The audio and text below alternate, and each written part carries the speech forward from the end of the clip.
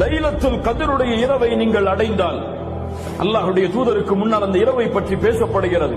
அல்லாஹ்வுடைய தூதர் சொன்னார்கள், அந்த இரவில் சந்திரன் இருக்கும். ஒரு பவுலை பாதியாக வெட்டினால் எந்த அமைப்பில் இருக்குமோ, ஒரு பவுல் அதை பாதியாக வெட்டினால் எந்த அமைப்பில் இருக்குமோ அந்த அமைப்பில் அந்த இரவுடைய சந்திரன் இருக்கும். அந்த லைலத்துல் கத்ருடைய இரவு லேசான ஒரு இரவாக இருக்கும். வெளிச்சம் சூழ்ந்த முழுவதுமான வெளிச்சமான ஒரு இரவாக இருக்கும். அந்த நாளுடைய, அந்த லைலத்துல் கத்ருடைய நாள் அதிகமான வெப்பமானதாகவோ அதிகமாக குளிர்ச்சியானதாகவோ இருக்காது, நடுநிலையோடு இருக்கும்.